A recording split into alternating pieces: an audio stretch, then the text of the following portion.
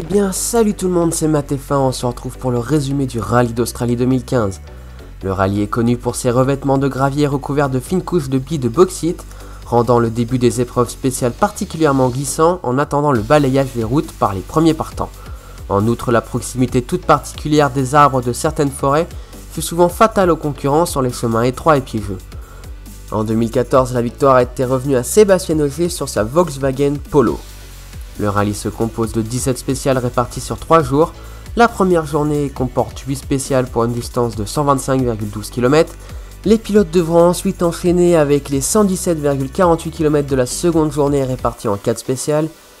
Puis ils termineront avec 5 spéciales pour une distance de 68,76 km pour la troisième et dernière journée. A noter la blessure de Mats Holzberg, le pilote Citroën a été victime d'un accident de la route. Il est reparti pour la Norvège, il est remplacé par le français Stéphane Lefebvre.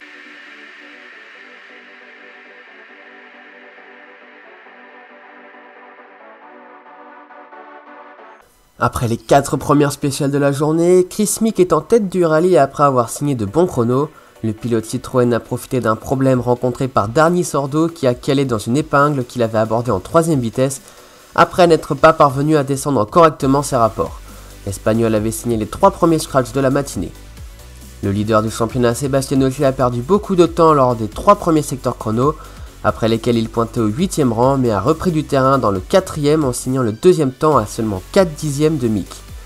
Du côté de ses équipiers chez Volkswagen, Latvala estime avoir bien été trop prudent par endroits et Mikkelsen s'est plaint de l'usure de ses gommes. Après avoir signé le meilleur temps dans les épreuves spéciales numéro 5, 6 et 7, Latvala n'a pas réussi à faire de même dans la 8ème et dernière spéciale de la journée, mais c'est pourtant dans celle-ci qu'il s'est emparé de la tête du rallye aux dépens de Chris Mick qu'il précède de 2 secondes. Le scratch de la spéciale 8 est en effet revenu à Sébastien Ogier qui a été bien plus à son aise dans cette spéciale que dans les précédentes. Le français est remonté du coup à la 3ème place du classement général, à 2 secondes 6 du pilote Citroën et donc à 4 secondes 6 de son coéquipier finlandais mais aussi adversaire pour le titre. La 3ème Polo d'Andreas Mikkelsen occupe la 4ème place à 12 secondes 9 de Latvala, précédant les Hyundai de Dani Sordo et Eden Padon. Les deux pilotes pointent à 15 secondes 9 et 25 secondes 9 de la tête, précédant la 3ème i20 WRC de Thierry Neuville à 37 secondes 2. Le Belge a dépassé la Ford d'Ottanak lorsque ce dernier a effectué un tête-à-queue dans la Special 6. Fortement retardé dans la première boucle, Elfyn Evans est 9ème sur la 2ème Ford devant la Fiesta privée de Lorenzo Bertelli.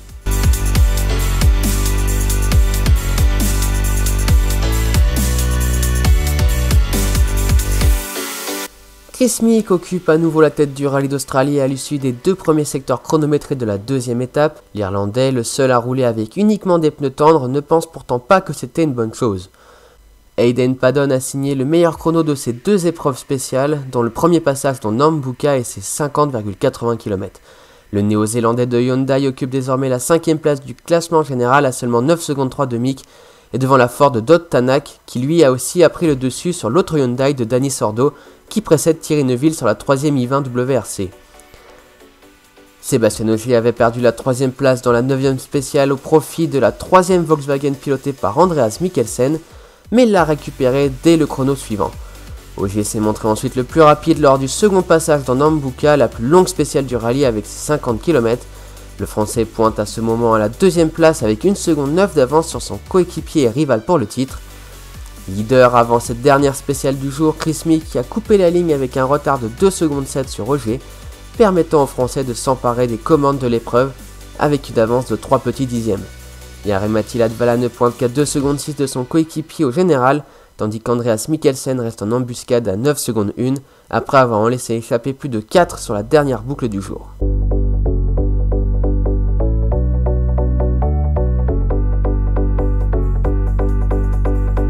Sébastien Ogier et Julian Ingrassia ont signé le meilleur temps dans les 5 spéciales de la matinée, augmentant régulièrement leur avance et précédant à l'arrivée leur équipier et dernier rivaux pour le titre, Jari-Matti Latvala et Mika Antia. Ogier termine le rallye avec 12 secondes 3 d'avance sur Latvala et 32 secondes 6 sur Chris Mick, longtemps leader au volant de sa Citroën avant de se faire dépasser par le futur vainqueur. Sébastien Ogier remporte ainsi son 3ème titre mondial consécutif. Pas de changement dans la suite du classement par rapport au terme de la 2ème spéciale, Eden Padon se classe en 5ème devant la Ford d'Odd-Tanak et les deux autres Hyundai de Thierry Neuville et Dani Sordo. Elfyn Zeeman termine 9ème avec un rallye difficile pour lui. Pour son premier rallye sur terre au volant du WRC, Stéphane Lefebvre, qui remplaçait Mats Osberg au pied levé chez Citroën, se classe 13ème. Et bien voilà, c'est la fin de cette vidéo, j'espère qu'elle vous aura plu. Vous pouvez me suivre sur les différents réseaux sociaux, tout est dans la description. On se retrouve prochainement, pour l'instant là, portez-vous bien. Salut tout le monde!